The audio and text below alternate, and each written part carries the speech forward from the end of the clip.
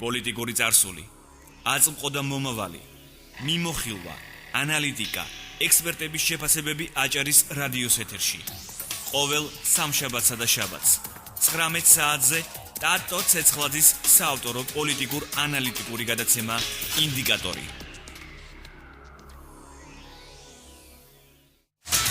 ეთერშია გადაცემა ინდიკატორი. ეს არის გადაცემა ინდიკატორი, თქვენთვის სტუდიაში მუშაობას ჟურნალისტი ტატო ცეცხლაძე, პოლიტოლოგი ნინო ჩხეტია და ხმის ოპერატორი ინგა ნარჩიმაშვილი ვიწყებთ. მიმდინარე კვირა პოლიტიკურად საკმაოდ პასიური არის, კვირის მთავარი თემა არის ტურისტული სეზონი. სწორედ ტურისტულ სეზონთან დაკავშირებით გვექნება დღეს გადაცემის პირველ ნაწილში საუბარი.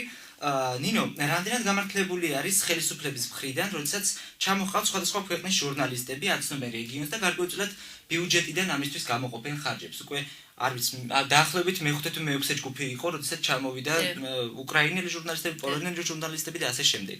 არის გამართლებული ეს? მე გეტყვით ახლა, უბრალოდ ეს არის გამართლებული ნამდვილად არ არის, იმიტომ რომ როგორც წესი ესეთი ტიპის ასე ვთქვათ PR-ს ეწევა კერძო კომპანიები ტურისტული, მაგრამ სამწუხაროდ იმდენად არ არის განვითარებული ჩვენთან როგორც ჩანს ტურისტული კომპანიების ეს კერძო სექტორი, ამიტომ სახელმწიფო არის იძულებული გარკვეულწილად ეს ასე ვთქვათ საქმიანობა აწარმოოს. ზოგადად ხელისუფლების როგორც ძველი ისე ახალის დამოკიდებულება რომ ქვეყანაში ტურისტული ასე ვთქვათ პოლიტიკა იყოს წარმოებული არის აბსოლუტურად ნორმალურად და გამართლებული, იმიტომ რომ ქვეყანას ამის რესურსი წმინდა გეოგრაფიული თვალსაზრისით აქვს და ამაში ვერაფერს ვერ ვხედავ, თუმცა განსაკუთრებით ახლა ძველ ხელისუფლებასთან მხოლოდ ერთი პრეტენზია შეიძლება იყოს, რომ ეკონომიკის განვითარების მიმართულებით ისინი მხოლოდ იყვნენ ჩამოკიდებული ტურისტულ ასე ვთქვათ პოლიტიკაზე, ამიტომ ეს არის აბსოლუტურად წარმოუდგენელი ქვეყნის განვითარებისათვის. მე ვფიქრობ, რომ მე დიდი სპეციალისტი ხარ ზოგადად ამ სფეროში ბუნებრივი არ არის, მაგრამ ის ინფორმაცია, რომელიც მე გამაჩნია, როდესაც ვამბობ, რომ ჩვენ ქვეყანას გეოგრაფიული შესაძლებლობები და რესურსი ამისთვის აქვს,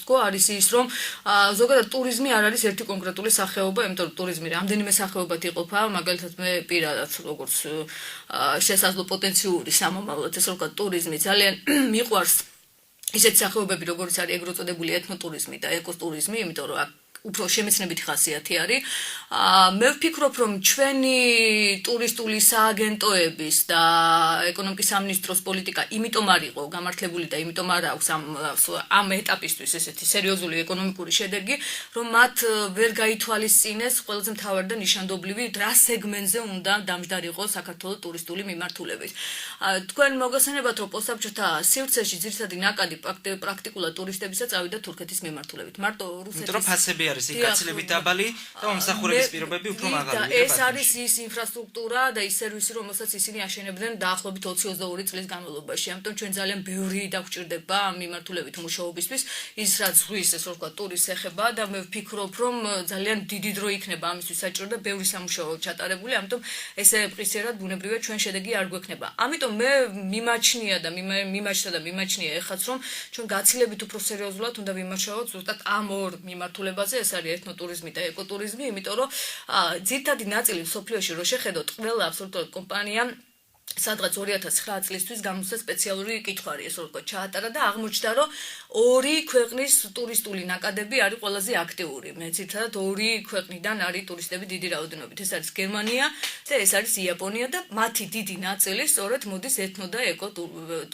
ტურისტებზე. ამიტომ ვფიქრობ, რომ ამ სეგმენტზე უნდა შეჩერებულიყვნენ ამ სეგმენტის მიმართულებით, იმიტომ რომ წმინდა კულტურული და ეთნოგრაფიული თვალსაზრისით საქართველოს თუნდაც ეთნოტურიზმთან მიმართებაში ნინო აქვს ბათუმს იმის პოტენციალი რო იყოს ტურისტული ქალაქი. ბათუმს მე ვშიშობ, რომ ნაკლებად აქვს განსხვავებით სხვა რეგიონებისგან, მაგალითად უშგული ევროპაში არის მოგესალმებათ ყველაზე მაღალი სოფელი, საერთოდ ზოგადად და დიდია ინტერესი, არის დიდი ინტერესი ისეთ რეგიონების მიმართ, როგორც არის ფშავი და ხევსურეთი. ამიტომ ბათუმთან დაკავშირებით ის ტურიზმის სახეობა, რომელიც ზღვასთან არის დაკავშირებული, ეს არის ძალიან გრძელვადიანი, ესე რომ ვთქვათ, პროგრამა. მეცაც გეტყვით, ახლა ადამიანი, რომელიც მოდის დასვენებისთვის, აი რატო ვამბობ, რომ აუცილებელია სწორედ აი ამ სახეობებს მიაქცეს ყურადღება. ადამიანი, როდესაც მოდის დასვენების მიზნით ზღვაზე, მისი ამოცანა არ არის, რომ ის მუდმივად მოძრაობდეს ქალაქში, მუდმივად რაღაცა საკმაოდ სერიოზულად დატვირთული იყოს ამ მიმართულებით. ამიტომ მეცაც გეტყვით, ახლა მაგალითად ანაკლიის პროექტი გაცილებით უფრო მომგებიანი იყო, იმიტომ რომ ანაკლიის პროექტი არის დაახლოებით აი ამ პროექტის, ესე ვთქვათ, ნაირსახეობა, რაც არის მაგალითად თურქეთში, როდესაც ლოკალიზებული არის პატარა, ესე ვთქვათ, ტერიტორიაზე ტურიზმისთვის არის გათვლილი. ხოლო ზღვის ტურიზმისთვის არის გათვლილი და მაგალითად ბათუმში შეიძლებოდა ესეთი აჭარაში უბრალოდ შეიძლებოდა ესეთი პროექტი განხორციელებულიყო, ამის საშუალება არის თქვა ციხისძირის მიმართულებით, ამის საშუალება მეტნაკლებად არის ქობულეთის მიმართულებით, რაც შეეხება ბათუმს, ბათუმი უფრო ესეთი ცენტრი არის პოლიტიკური და ასეთ შემთხვევაში, როდესაც ადამიანი მოდის ზღვაზე დასასვენებლად სადღაც ერთი კვირით ადღიანი, მას ნაკლებად აინტერესებს ქალაქის ესე ვთქვათ დათვალიერება. ისევ იმ საკითხს რომ მიუბრუნდეთ ნინო, ანუ წინა ხელისუფლებას ხშირად აკრიტიკებდა ადამიანები, რომლებიც დღეს არიან ხელისუფლებაში, რომ წინა ხელისუფლების დროს სწორედ ესე ჟურნალისტების ჩამოყვანით, სპეციალური PR კამპანიები ძალიან დიდი თანხა იხარჯებოდა ამასთან დაკავშირებით და თუმცა იგივეს აკეთებენ დღეს ეს ადამიანები. ანუ მიზნობრივი ჯგუფი არის ჩვენთვის რეალურად უკრაინელი. ეს არის გამოწვეული იმით, რომ არ ძველს როგორც ჩანს ჯერჯერობით არც ახალცას არ აქვს სპეციალური პროგრამა ტურიზმის განვითარებისათვის, იმიტომ რომ და ეს მხოლოდ ტურისტს არ უკავშირდება, იმიტომ რომ აქ არის ეს ვთქვათ ბიზნესის განვითარების აუცილებლად მიბული იქნება, იმიტომ რომ კიდევ ვიმეორებ, კერძო სექტორი უნდა განვითარდეს. კერძო სექტორი თუ არ განვითარდება, მუდმივად იქნება აუცილებელი სახელმწიფოს ჩარევა ესეთი PR აქციებისათვის და კერძო სექტორის განვითარებაში მე ძალიან შორსა ვარ ახლა იმ აზრისაგან, რომ მაგალითად გარკვეული პერიოდის განმავლობაში თურქეთმა ბუნებრივად მნიშვნელოვანი წვლილი შეიტანა ზოგადად ანტალიის და ბევრი სხვა ეს რო ვთქვათ საკურორტო ზოლის განვითარებაში, მაგრამ დღეს ისეთი PR აქციები როგორც იყო მაგალითად ანტალიაში 2 წლის წინ სტინგის ჩაყვანა, ეს არ იყო სახელმწიფო ბიუჯეტით დოტაციაზე მყოფი, განსხვავებით იმისგან, რაც მოხდა თუნდაც გასულ წელს ჩვენთან დაკავშირებით, ხო?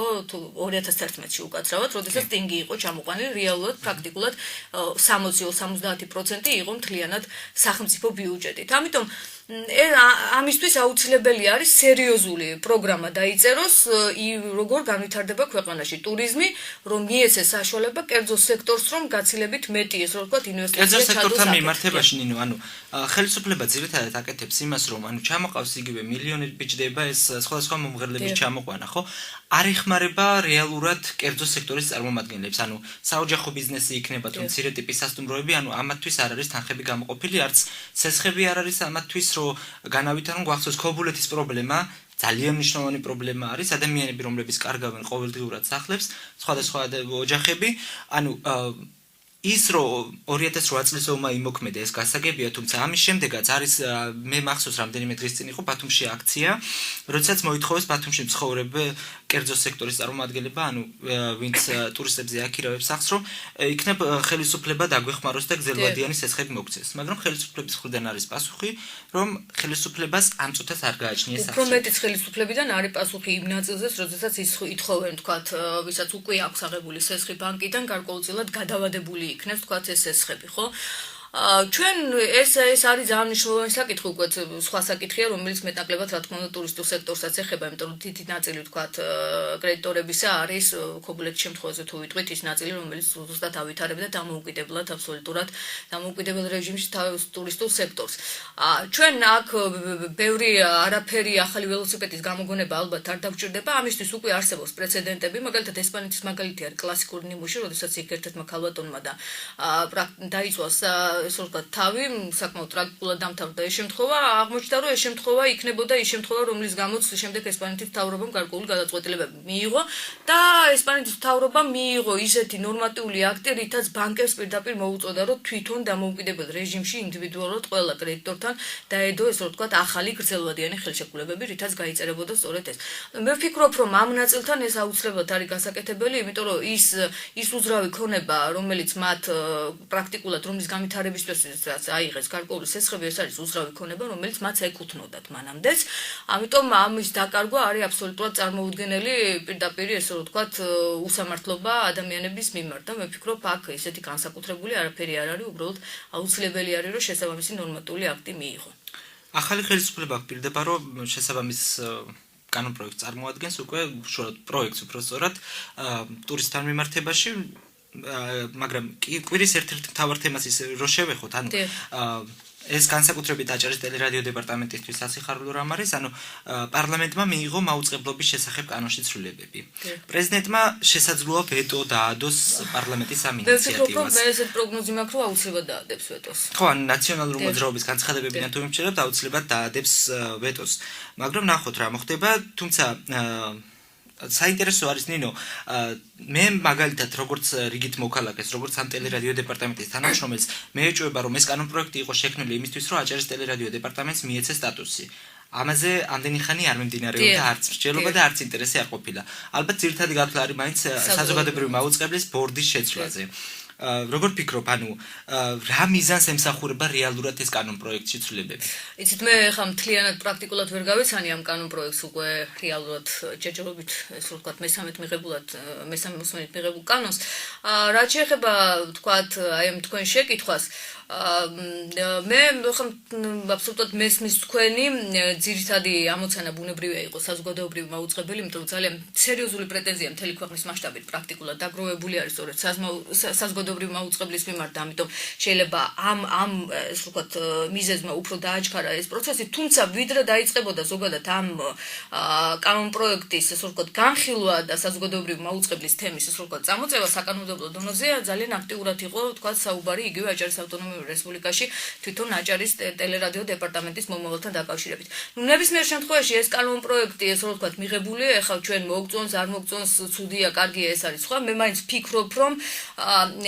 ფიქრობ, რომ გარკვეული ცვლილებები მუდმივად განხორციელდება ამ კანონში, იმიტომ რომ სულ ვამბობთ, რომ შეუძლებელია ორი დამოუკიდებლად არსებული სხეული ასე სინქრონულად რაღაცა უცბად ხელაღებით ესე ვთქვათ გაერთიანო. ამიტომ ძალიან ბევრი პრაქტიკული ესე ვთქვათ პრობლემები შეიქმნება და სამწუხაროა რომ ძალიან შეიძლება აქტიური გახდეს შემდეგაც ამ უკვე მიღებულ კანონში ესე ვთქვათ ცვლილებების შეტანა. და აჭარის ტელერადიო დეპარტამენტისათვის რა ფორმითაც დღეს არის. უკეთესია ის რომ იქნება საზოგადოებრივი მაუწყებლის დაქვემდებარებაში თუ უკეთესი იქნებოდა ის რომ ცალკე რეგიონალური მაუწყებელი ყოფილიყო. მე მაინც ვფიქრობ რომ კარგი იქნებოდა თუ რაღაცა ცალკე დამოუკიდებელი რეგიონალური მაუწყებელი იქნებოდა, აქ ძალიან ბევრს საუბრობენ რომ მაუწყებლობის შესახებ კანონი არ ითვალისწინებს ბევრ სხვა რაღაცას, როცა რაღაცა კარგის გაკეთების ესე ვთქვათ სურვილი გაქვს, აუცილებელი არ არის რომ ხა გასაგებია რომ არსებობს წესი, ბევრს ამბობენ რომ სხვაგან ევროპაში რეგიონული დამოუკიდებლობის ხარისხი როდის უფრო იქნება ძლიერი იქ თუ ცალკე მე ვფიქრობ რომ აი მე ძალიან რთულია მის თქმა, იმიტომ რომ აქ მოდის მთელი წყება ინდივიდებისა, რომლებიც შემდეგ უნდა მივიდეს მრჩეველთა საბჭოში არჩეული უნდა იქნეს დირექტორი ძალიან რთულია, მაგრამ მე ვფიქრობ, რომ ეს საწყისი, რომელიც ეხლა ამ კანონპროექტის სახით მიღებული იქნა, საკმარისია იმისთვის, რომ რაღაცა იმედი მართლაც გქონდეს უკვე მეტნაკლებად გარანტირებული იმედი იმისა, რომ აჭარის ტელევიზია და რადიო არ იქნება ისეთი, როგორც იყო წლების განმავლობაში. კი ბატონო, ეთერში სტუმართან ერთად დაგიბრუნდებით დროებით. თავარი ის კი არ არის თუ რომელ ფეხზე არგებ. თავარია ის თუ როგორი განწყობით დაიწყებ დილას. მომართეთ თქვენი რადიო ჩვენ სიხშირეზე და დაიმუხტეთ განწყობის გენერატორის მეშვეობით. ყოველ სამუშაო დღეს დილის 9 საათიდან 11 საათამდე რადიო აჭარა გთავაზობთ თქვენი განწყობის სრულიად უსასყიდლო დამუხტვას. გენერატორის გამართულ მუშაობას უზრუნველყოფენ განწყობის სტაჟიანი თეორეტიკოსები. მომართე შენი რადიო და დაიმუხტე პოზიტივი. ყოველ დილით 9 საათიდან განწყობის გენერატორი ჩართულია FM 104.5-ზე.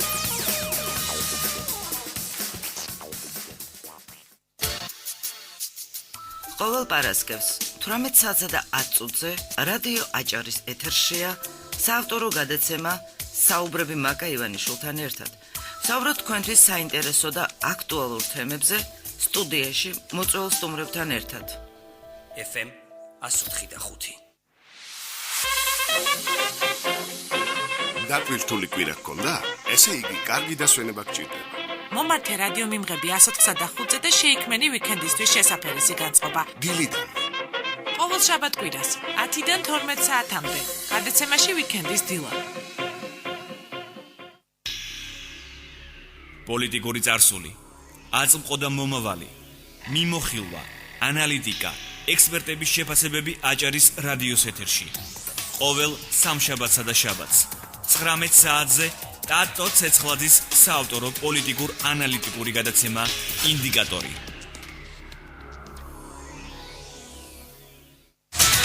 ეთერშია გადაცემა ინდიკატორი. ეთერში პაუზის შემდეგ ბრუნდებით, ეს არის გადაცემა ინდიკატორი და ეთერში ჟურნალისტი ტატო ცეცხლაძე, პოლიტოლოგი ნინო ჩხეტია და ხმის ოპერატორი ინგან არჩიმაშვილი მუშაობთ. გადაცემის სტუმარია მამუკა აბულაძე. მოგესალმებით ბატონო მამუკა. ბატონი მამუკა არის რეგიონალური განვითარების და ინფრასტრუქტურის სამინისტროს მრჩეველთა საბჭოს წევრი. და დღევანდელი ჩვენი თემა არის სოფლის საზოგადოებრივი თვითმმართველობის შესახებ კანონი, რომელიც არის ახალი კანონი. ბატონო მამუკა, რადიო მსმენელს რომ მოუყვეთ, რა კანონი არის ეს? მოკლედ რომ მოუყვეთ და რას ისახავს ძირითადად მიზნად ეს კანონი? გამარჯობათ, მივესალმები რადიო აჭარის მსმენელს.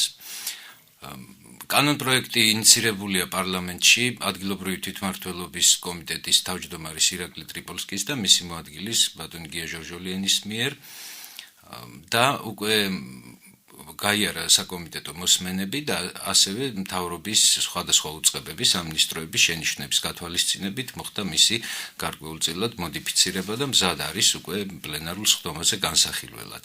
კანონი ითვალისწინებს სოფლის დონეზე საზოგადოებრივი თვითმმართველობების ჩამოყალიბებას. პროექტის თანაავტორმა ბატონმა გია ჟორჟოლიანმა ადგილობრივი თვითმმართველობის რეფორმას, რომელიც დაგეგმილი აქვს ახალ ხელისუფლებას, უწოდა თეთრი რევოლუცია.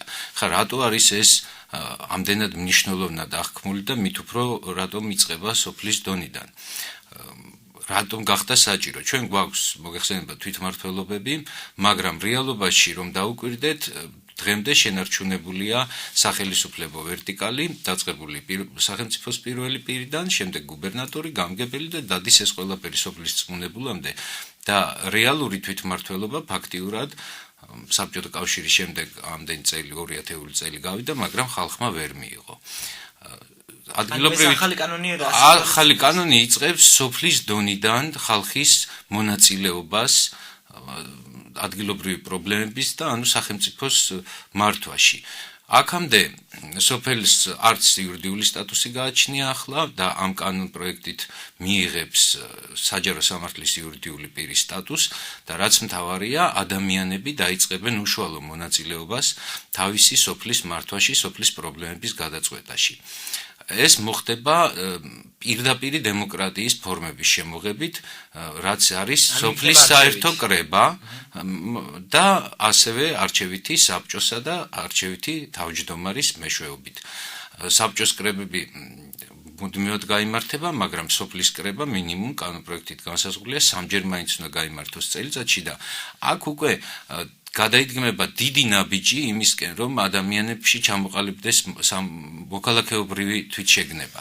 იმიტომ რომ დღემდე ჩვენი მოქალაქეობრივი ვალს ვიხდიდით რამდენიმე წელიწადში პერიოდულად ჩატარებული არჩევნების დროს სასურველი კანდიდატის შემოხაზვით, ხოლო შემდეგ მივჩერებოდით თუ როგორ შეასრულებდა ის თავის მოვალეობებს, გარკვეული პერიოდის შემდეგ ვიწყებდით მის კრიტიკას და მთავრობის კრიტიკას და ვითხოვდით უკვე მის გადადგომას. ამჯერად უკვე სოფლის დონეზე კანონპროექტის კანონად ქცევისთანავე შესაძლებლობა ეძლევა სოფლის მოსახლეობას და უფლება, რომ შექმნას საკუთარი სოფლის მართვის ფორმა საზოგადოებრივი თვითმმართველობის სახით შეიკრიბოს პერიოდულად კრებებზე და გადაწყვიტოს ის საკითხები, რომლებსაც მას მუნიციპალიტეტი გადასცემს სამართავად ხელშეკრულების საფუძველზე. დიახ, და ეს საბჭოს წევრების რაოდენობა როგორ განისაზღვრება, მოსახლეობის რაოდენობიდან გამომდინარე არის? ჩვენ ვარაუდობთ, რომ 250 მცხოვრებამდე სოფელში საარჩევნო უფლების მქონე ადამიანები გულისხმობენ და ახლობით 3 ადამიანი იქნება, ხოლო უფრო დიდ სოფლებში 3-დან 25-მდე. ეს თვითონ სოფლის გადასაწყვეტი იქნება. არ იქნება ეს დამოკიდებული ცენტრალური ხელისუფლებიდან რაღაც მითითებაზე. საკუთარ დებულებას, წესდებას სიპის თვითონ სოფლის მაცხოვრებლები შეიმუშავებენ ტიპიური დებულების საფუძველზე, რომელთაც მათ სამინისტრო მიაწვდის, თვითონ განსახაზღვრავენ, რამდენი საბჭოს წევრი სჭირდებათ. კი, და აქედან ირჩევა შემდეგ თავმჯდომარე. არა, თავმჯდომარის აირჩევენ პირდაპირი კენჭისყრით, კრებას დაასახელებენ კანდიდატურებს და შემდეგ ფარული კენჭისყრით აირჩევენ თავმჯდომარეს. 1 წლის ვადით აირჩევა ეს ორგანოები, თავმჯდომარეც და საბჭოც, მაგრამ ყოველთვის შეეძლებათ სოფლის მცხოვრებლებს თუ არ იმუშავა კარგად, გადაირჩიონ საკუთარი საარჩევნო ხარჯთან დაკავშირებით აუცილებლად გაჩნდება კითხვები, ხარჯი, რომელიც არის საჭიროდ იგივე ბიულეტენების დასაბეჭდად, შემდეგ არჩევნების უზრუნველსაყოფად, ვინ ჩაატარებს ამ არჩევნებს, ვინ იქნება პასუხისმგებელი იმაზე, რომ ჩატარდა ობიექტურად ეს არჩევნები და ამ ხარჯებს ვინ გაიღებს? პირველ ეტაპზე ყველაზე რთულად მიგვაჩნია საწყისი, ვიდრე პირველი სადამფუძნებლო კრებების ჩატარება. ეს არ უნდა წარმოვიდგინოთ ისე, რომ მოხდება ერთდროულად ყველა სოფელში ან დაემთხვევა ადგილობრივი თვითმმართველობის არჩევნებს. ეს სოფლის მოსახლეობის უფლებაა, როდის მოისურვებს, როდის გაჩნდება მასში საინიციატივო ჯგუფი, თქვათ მიმართავს სამინისტროს, აიღებს დებულებას მუნიციპალიტეტს. მუნიციპალიტეტი ვალდებული იქნება მხოლოდ ინფორმირება მოახდინოს და უზრუნველყოს კრების ჩატარება. საოლქო საარჩევნო კომისიები ვალდებული იქნებიან ხელი შეუწყონ ამ პროცესს, მიაწოდონ საარჩევნო სიები, იყვნენ არჩევნების დროს და ასევე ვარაუდობთ, რომ ფართო მონაწილეობას მიიღებს არასამთავრობო სექტორი, რომელიც გაუწევს ამ პროცესს მონიტორინგს გამჭვირვალობის თვალსაზრისით. შემდგომში უკვე თუ თვითონვე სოფელი გადაწყვეტს საბჭოს თავმჯდომარის და საბჭოს მეშვეობით, როდის მოიწვიონ კრება, როდის ჩაატარონ არჩევნები, ანუ ეს იქნება სოფლის შიდა საკითხი და პირველი საფეხურის დაძვრის შემდეგ ისინი ამ რეჟიმში იცხოვრებენ და გადაწყვეტენ საკუთარ საკითხებს.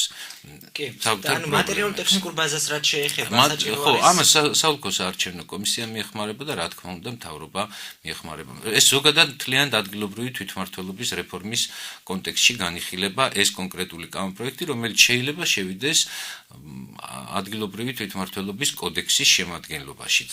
და ეს საბჭოს ან ჭირდება შენობა, სადაც მოსახლეობა შეძლებს რომ ამ ხრივ რეგიონული განვითარებისა და ინფრასტრუქტურის სამინისტრო უკვე შეისწავლა ბაზა თუ სად არის შენობები, რა სახსრები გახდება საჭირო იმისათვის, რომ თქვათ მოწყობილი იქნას და საკმაოდ ოპტიმისტურია, მე არ მინდა წინასწარ გავაჟღერო, ეს მათი კომპეტენცია საკმაოდ კარგ ეფექტურ მომსახურებას მიიღებს სოფლის მოსახლეობა, როგორც მომავალი ადგილობრივი თვითმმართველობებიდან, მუნიციპალიტეტებიდან, ასევე ამ სოფლის საზოგადოებრივი თვითმმართველობის სახით. სახელმწიფომ უნდა დახარჯოს ფული იმაზე, თუ უნდა, რომ თავისი მოსახლეობა იყოს აქტიურად ჩართული საზოგადოებრივი პრობლემების გადაწყვეტაში. მინიმუმ რამდენი საარჩევნო ხმიანი სოფელი უნდა იყოს, რომ შექმნას საბჭო? ჩვენ კანონპროექტით ვარაუდობთ, რომ სულ ცოტა 50 საარჩევნო ხმის უფლების მქონე მოქალაქე უნდა ცხოვრობდეს მასში, ხოლო თუ უფრო მცირე სოფელია, მას შეუძლია მეზობელ საზოგადოებრივ თვითმმართველობას შეუერთდეს, ასე ვთქვათ, და მასში მიიღოს მონაწილეობა. კი ბატონო, და რა დადებითი მხარე აქვს ამ კანონპროექტს მოქმედ თვითმმართველობის შესახებ კანონთან შედარებით? ადგილობრივი რწმუნებული ახლა გამგებლის მიერ დანიშნული არის ფაქტიურად გამტარი მოსახლეობასა და მუნიციპალიტეტს შორის. ამ შემთხვევაში არჩეული თავმჯდომარე იქნება საკმაოდ ლეგიტიმური სოფლის პრობლემების დაყენების თვალსაზრისით, კანონით მას მიენიჭება უფლება მიიღოს მონაწილეობა ადგილობრივი ბიუჯეტის ფორმირებაში, ასევე იმ სახელმწიფო თუ მუნიციპალური პროგრამების განხორციელების მონიტორინგს თვითონ სოფელი განახორციელებს და გადაწყვეტილებს თუ რა უნდა გაკეთდეს მათ სოფელში თვითონვე მიიღებენ. ამაში საკმაოდ ფართო დიაპაზონს ვაძლევთ ჩვენ სხვადასხვა სოფელის სხვადასხვა მოგეხსენებათ, ზოგან უფრო ძლიერია სამოქალაქო საზოგადოება, ზოგან სუსტი, შესაბამისად ზოგან მდიდარი სოფელია, ზოგან ღარიბი, შესაბამისად თუ რა პრობლემებს გადაწყვეტენ, რას აიღებენ მუნიციპალიტეტისგან თავის თავზე, ეს უკვე თვითონ სოფლის გადასაწყვეტი იქნება და არ იქნება რაღაც გარკვეული სტანდარტი ყველა სოფლისათვის. კი ბატონო, და ეს რომელიმე ქვეყნის მაგალითის გადმოღება არის თუ არა მსგავსი პრეცედენტი? მსგავსი პრეცედენტები მთლად ანალოგიური არ არის სხვა ქვეყნებში. მსგავსი პრეცედენტები, რა თქმა უნდა, მსგავსისკენ მიდის ახლა მაგალითად, თუნდაც პოლონეთი, სადაც ლიდერ პლუსის პროგრამა ხორციელდება სოფლის დონეზე, ანუ სადაც სოფლის ლიდერი გამოიკვეთება, მაგრამ ჩვენი პროექტით უფრო ინსტიტუციონალიზებულია ადამიანების, მოქალაქეების მონაწილეობა ამაში, ვიდრე ვთქვათ სხვა ქვეყნებში, ან ჩვენთან როგორც აქამდე ხდებოდა ხოლმე სათემო კავშირების, NGO-ების მეშვეობით. აქამდე ჩვენთანაც ესე იყო, რომ მინდობილი იყო ინიციატივიანი ადამიანების გაერთიანებაზე. ეხლა ამის ინსტიტუციონალიზაცია ხდება, მყარი საფუძველი ექნება ადამიანების მონაწილეობას, კანონით ეძლევათ უკვე ამის უფლება. და იმედი მაქვს, რომ საქართველოს მოსახლეობა თანდათან გაიცნობიერებს ამ უფლებას და აქტიურად გამოიყენებს. რის შემდეგაც გაიზრდება მოქალაქეების პასუხისმგებლობა საკუთარ მიღებულ გადაწყვეტილებებზე და უკვე ყველაფერს თითს ვერ გავიშვერთ მთავრობისკენ, რომ რატომ არ გაგვიკეთა კანალიზაცია, რატომ არ გაგვიკეთა წყალი ან გადაწყვეტილების მიღება თვითონ სოფელზე იქნება დამოკიდებული, ისე წვრილმანებზე თბილისში არ იქნება სარბენი, როგორც ვთქვათ, სასაფლაოს კედლის შეღებვა. ან სხვა ისეთი პრობლემები, რომელიც სოფელს დეცენტრალიზაციის შედეგი.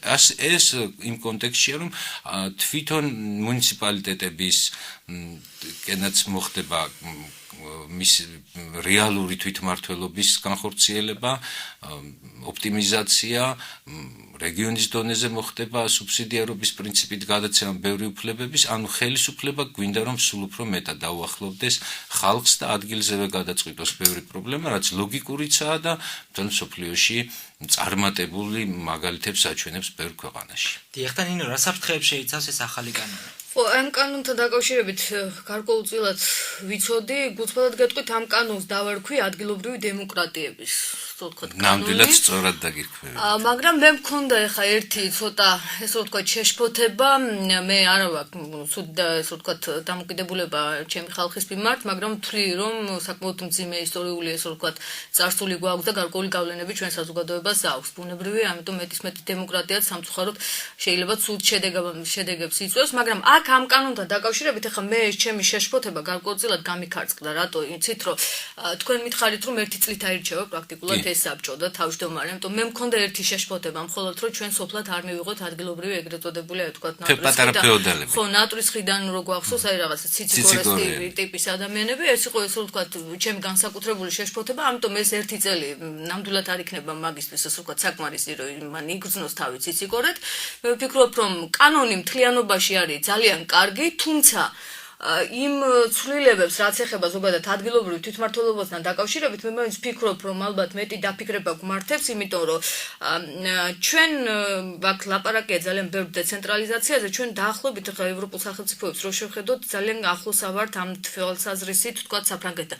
ზოგადად ერთი რაღაცა ეზა ძალიან დიდი თემა და აქ ძალიან დეტალებში გაგვიჭირდება. რთულია საუბარი, მაგრამ საერთოდ როგორ არის იცით, რომ თანამედროვე მსოფლიოში ცენტრალიზებულ სახელმწიფოებზე უკვე ლაპარაკი საერთოდ აღარ მიდის, მთლიანად მიდის აი რეგიონალური პოლიტიკის განვითარებაზე. ამიტომ ჩვენ უნდა გავითვალისწინოთ ის, რაც გვაქვს რამდენიმე რეგიონის სახით, სადაც ეთნიკური უმცირესობები არიან მჭიდროდ დასახლებული, ამიტომ იქ ვფიქრობ, რომ გარკვეულწილად, როდესაც აი სუბსიდიარობის პრინციპის გამოყენებაზე და რეალიზაციაზე არის ლაპარაკი, მე მაინც მიმაჩნია, რომ გაცილებით მეტი უფლებამოსილებები უნდა იყოს ცენტრალური ხელისუფლების მიერ გაცემული ეკონომიკური მიმართულებით მაგალითად და გაცილებით ნაკლები პოლიტიკური უფლებამოსილებების კუთხით. ვერ დაგეთანხმებით, აქ ადგილობრივი თვითმმართველობის კომპეტენციები, რომლებიც საკმაოდ მკაფიოდ გაიმიჯნება კოდექსით, აქ არ იქნება საუბარი პოლიტიკური ძალაუფლების გადაცემაზე, იმიტომ რომ თვითონ რეგიონულ დონეზეც განსაზღვრულია ასოცირებული საკრებულოების შექმნა, რომელთა მიზანი და ფუნქცია სწორედ სოციალურ-ეკონომიკური პროგრამების განხორციელება იქნება. რა თქმა უნდა, არსებობს გარკვეული შიშები, რომ რაღაც სეპარატისტული ტენდენციები ხომ არ გაძლიერდება ამით, მაგრამ გლიშიშით სხვარივის გაუწყვეტია და ეხლა ამის შიშით რომ შესაძლოა რაღაც მოხდეს და რა თქმა უნდა აჩქარებით და დაფიქრებულად უნდა გაკეთდეს ყველა საქმე, მაგრამ საკუთარი სოფლის, საკუთარი მუნიციპალიტეტის პრობლემა, რომელიც სულაც არ არის პოლიტიკური და მდგომარეობს თქვა გაზგაყვანილობის, წყლის, საბავშვო ბაღის მართვაში, რანაირად უნდა შეიძინოს ამან პოლიტიკური ელფერი. თუმცა ერთი საფრთხე არის ბატონო მამუკა, იმასთან დაკავშირებით, რომ ჩვენთან ყოველ შემთხვევაში ესე იყო ყოველთვის, რომ სოფლის თავკაცები იქნება თუ ეს რწმუნებულიები იქნება, ყოველთვის იყო პოლიტიკურად მოტივირებული ადამიანები, რომლებიც კონკრეტულ პოლიტიკურ ძალას წარმოადგენდნენ იქ სოფელში და საარჩევნო ხმების მობილიზაციას ახდენენ ერთგვარად. ანუ ამ შემთხვევაში ხო შესაძლებელი არის, რომ ჩაერიოს ხელისუფლება იმაში, რომ ან ხელისუფლება ან ოპოზიცია სულ ერთია. იმაში, რომ როცა ხდება საბჭოს თავმჯდომარის არჩევა, აი ეს იყოს ის ადამიანი, რომელიც გაატარებს მის ინტერესებს. კი, რა თქმა უნდა, ეს რეალობაა ჩვენი ცხოვრების და ვიდრე მოქალაქეობრივი თვითშეგნება არავა იმ დონეზე, რომ ვთქვათ, კარგად გაარჩიონ, ავიდა კარგი, შესაძლოა ზოგან ისე იყოს, ზოგან ესე იყოს, მაგრამ ყველაზე ნაკლები პოლიტიკური მომენტი სწორედ სოფლის დონეზეა. სოფელმა ყოველთვის უფრო კარგად იცის, მიუხედავად კონკრეტული პირის პოლიტიკური შეხედულებებისა, ვინ უფრო კარგად გაუძღვება მის საქმიანობას. საკმაოდ ძნელია, სადაც ტრადიციული შეკრული სოფლებია, ხელისუფლების მხრიდან ზემოქმედება, რომ არა ეს ადამიანი კი არ აირჩიეთ, არამედ ეს, იმიტომ რომ ჩვენ ასე გვინდა. სოფელი პირს თუ შეკრავს ხოლმე, საბოლოო ჯამში ვერც ერთი ხელისუფლება ვერ აიძულებს მას აირჩიოს სხვა პირი და ამავე დროს ძალიან ძნელია პატარა სოფლის, კიდაც დიდი სოფლის მაგალითზე იქ არჩევნების გაყალბებაზე ვისაუბროთ ან რაღაც. თვითონ სოფლელები ატარებენ ამას, თვითონ სოფლელები უყურებენ ვინ აირჩიეს. ასე რომ უფრო მეტად არა შეკრულ სოფლებში შეიძლება იყოს პრობლემი, სადაც 2-3 ლიდერი გამოიკვეთა დაუშვათ ან ეთნიკურად ან სხვა ნიშნით ვთქვათ არაერთგვაროვან სოფლებში. აი მე მაგალითად უფრო მეტ რისკებს ვხედავ ბოლო მოვლენების თუნდაც მაგალითზე, სადაც ვთქვათ რელიგიურად განსხვავებული ჯგუფები ცხოვრობენ და იქ მოინდომებს ვთქვათ ლიდერობას. აი აქ შეიძლება, მაგრამ ეს დემოკრატიის თანდევი პროცესია. ვიდრე ეს პრობლემები და პროცესები იყოს მიჩქმალული და გადასული აი რაც დღეს ხდება გაურკვეველი ძალების შეხლა შემოხლის და კონფლიქტის დონეზე, ჯობია ამას მიეცეს კანონით თავიანთი აზრის გამოხატვის საშუალება, საბჭოში საკუთარი წევრების ყოლის საშუალება, ანუ ხალხმა აირჩიოს ის ნამდვილი წარმომადგენლები თავისი, რომელსაც პატივს ცემს და არა ისე როგორც ეხლა რომ შეიძლება გამოჩნდეს ვიღაც პროვოკატორი და ხალხის ნებით სახელით манипуლირება დაიწყოს და აიყოლიოს რაღაც გაურკვეველი წარმოშობის ელემენტები. ამდენად კომპეტენციამდე მივდივართ ბატონო მამუკა, ანუ იმასთან დაკავშირებით რომ აი სოფლის მოსახლეობა აირჩევს საბჭოს წევრებს და საბჭოს თავმჯდომარეს, ხო? ანუ კომპეტენცია რამდენად ეყოფათ იგივე ბუღალტრულ საკითხებთან მიმართებაში, რადგანაც ახლა ნებისმიერ შემთხვევაში ფინანსები გადაირიცხება, შემდეგ ბუღალტრულად უნდა უზრუნველყოს ამ ყველაფრის სწორად გამართვა, ხო?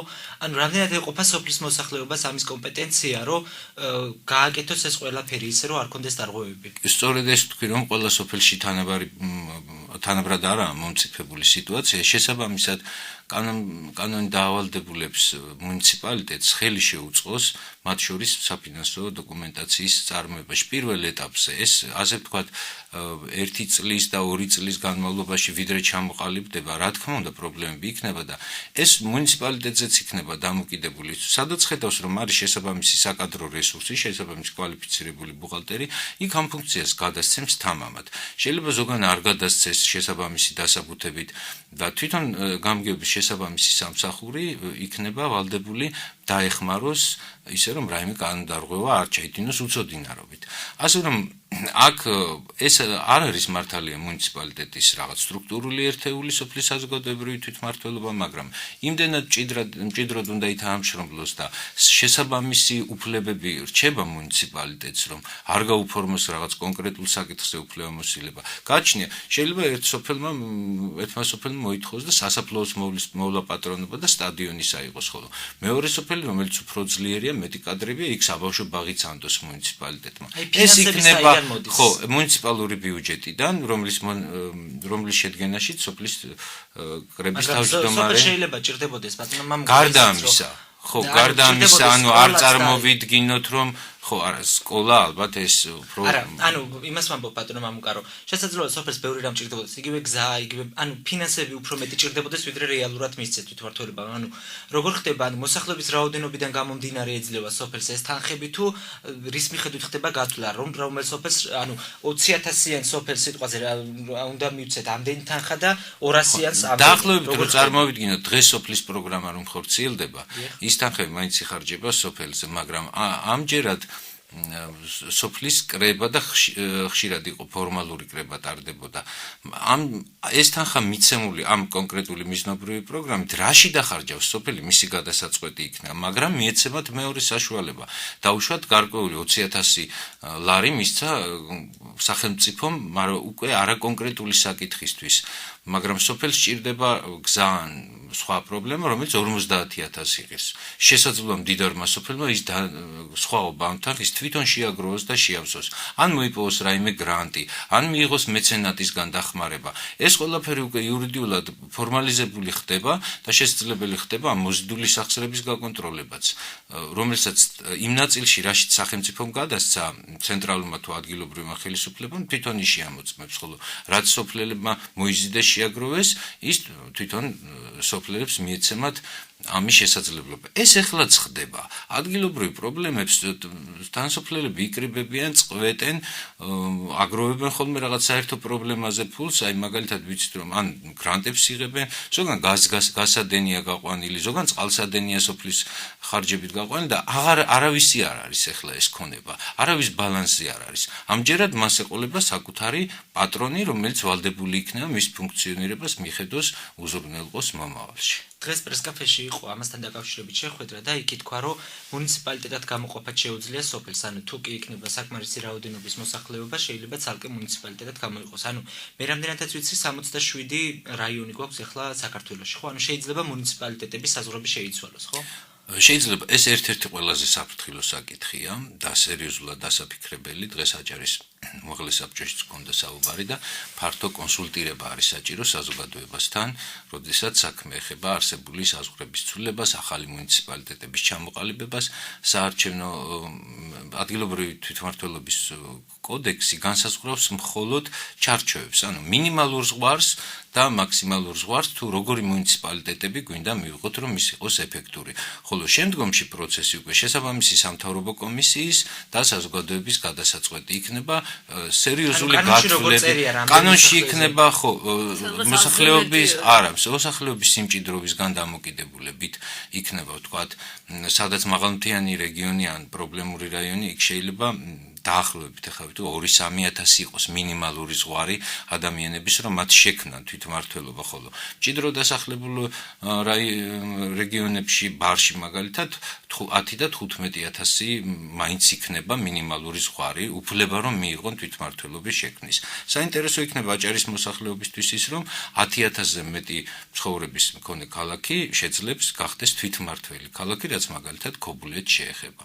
ხოლო ქობულეთის მუნიციპალიტეტის დანარჩენი სოფლები რამდენი მუნიციპალიტეტად ჩამოყალიბდება 2-ად, 1-ად თუ 3-ად, ეს უკვე სამთავრობო კომისია და ადგილობრივი მოსახლეობა გადაწყვეტს, რაშიც სწორედ ეს სოფლის თავმჯდომარეები და საბჭოები ქალაქებიც დაგვემატება. დაგვემატება, გაჭარაში ნამდვილად დაგვემატება. დაახლოებით 24-მდე, 25-მდე ავა მათი რიცხვი ქვეყნის მასშტაბით. 5 თვითმმართველი ქალაქი გვაქვს ჯერ და 10,000-ზე მეტი დაახლოებით ამდენი ქალაქია. არ მახსოვს ზუსტად, მაგრამ დაახლოებით ამერიკის შეერთებულ შტატებში არის თორცლების ზუსტად ესეთი ტიპის დამოკიდებულება, როდესაც რაღაც რაოდენობა განსაზღვრული არის და ძალიან იოლად ენიჭება ეს თვითმმართველი ქალაქის კი, ვაშინგტონის შტატში ჩვენ უცხოური გამოცდილება შევისწავლეთ და კიდევ რამდენიმე შტატში კანონმდებლობითაა დარეგულირებული ამგვარად.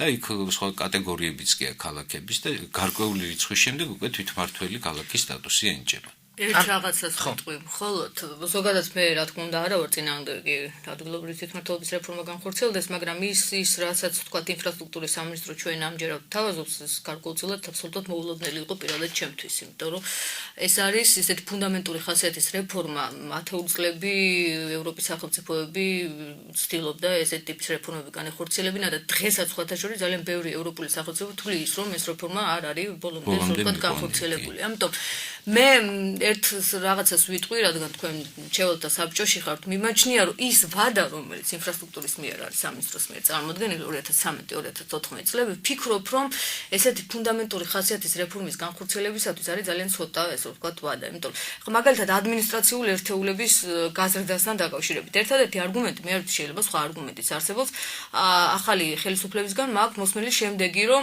იცით რა, ეს ადმინისტრაციული ერთეულები, ეს არის საბჭოთა გადმონაშთი. მე ვფიქრობ, რომ ეს არის მეტნაკლებად ხა არ მინდა არავის შეურაცხყოფა მივაყენო, რაღაცა პრიმიტიული ხასიათით, რომ მე თვითონაც ძალიან ხშირად ვიყერებ საბჭოთა გადმონაშთი, საბჭოთა თვლი რომ არ არის მანდამაინც გამართლებული, იმიტომ რომ ამ საბჭოთა, ამ შემთხვევაში ამ კონკრეტული საბჭოთა გადმონაშთის უკან არის ძალიან დიდი რაოდენობა ადამიანების, რომელთა სამოქალაქოც ძალიან ბევრი ცნობიერება ამ ერთეულში არის ჩამოყალიბებული. ამიტომ მე ვფიქრობ, რომ ცოტა მეტი მუშაობა არის საჭირო თვითონ მოსახლეობასთან და იქედან გარკვეული ესე ვთქვათ წინადადებების წამოყება და მხოლოდ, იმიტომ რომ ჩვენ ხშირად როგორ გვჭირს ეს 20 წელია ხო რაღაცა რეფორმას ახორციელებს, მოდის რაღაცა მთავრობა აკეთებს ამ რეფორმას თეორიულ ხასიათს, მე ხდება იმის პრაქტიკული გატარება და გამოდის რომ უბრალოდ ვღებულობთ აბსოლუტურად უკულ შედეგს. ექსპერიმენტს მოსახლეობაზე. იმედი არ იქნება ეს მორიგი ექსპერიმენტი მოსახლეობაზე, რამდენადაც ჩვენი ხედვა არის რომ დაიწყოს პროცესი. 2013 წელი უნდა იყოს საკანონმდებლო ბაზის შემუშავების და პირველი აპრობაციის, ასე ვთქვათ, იგივე სოფლის საზოგადოებრივი თვითმმართველობების, რომლებიც სულაც არაა სავალდებულო, შეიძლება მათი ჩამოყალიბება სხვა სოფლებში 5 და მეტი წელიც გაიწელოს, სადაც როგორ მომწიფდება. რაც შეეხება ადგილობრივი თვითმმართველობის უკვე მუნიციპალიტეტების, აქაც მაგალითად მე როგორც ვიცი, პოლიტიკურ ძალებს შორის ასეთ ვიცი კონსენსუსია, რომ თვითმმართველობის ქალაქების რიცხვი უნდა გაიზარდოს და დგება აუცილებლად საკითხი დანარჩენ სოფლებს როგორ მოეპოვოთ.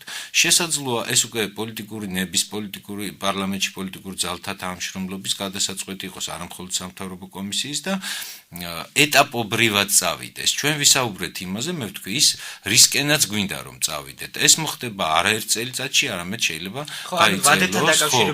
დაახლოებით ძირითადი ამ კანონ პროექტის მოქმედება რაღაც მოესწრება, ხო, რაღაც მოესწრება. ამ ადგილობრივ თვითმარჩევნებლამდე 2014 წლის რაღაც პროცესები წავა შემდეგ და შეიძლება რამდენიმე ეტაპიანი გამოვიდეს და მთავარია პროცესი დაიძრას, მთავარია ჩვენ ნათლად დავინახოთ ის ორიენტირები საით მივდივართ.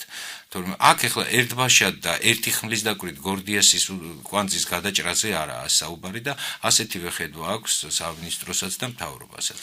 ძალიან დიდი მადლობა ბატონო მამუკა, რომ პასუხობდით ჩვენს კითხვებს. სამწუხაროდ ჩვენი საეთერო დრო დასრულდა. თქვენთვის პირდაპირ ეთერში ჟურნალისტი ტატო ცეცხლაძე, პოლიტოლოგი ნინო ჩხეტია და ხმის ოპერატორი ინგა ნარჩიმაშვილი მუშაობდა შეკითხვებს სტუდიაში კითხვებს. რეგიონალური განვითარებისა და ინფრასტრუქტურის სამინისტროს მრჩეველთა საბჭოს წევრი მამუკა აბულაძე პასუხობდა. გემშვიდობებით, შაბათს საღამოს 7 საათამდე.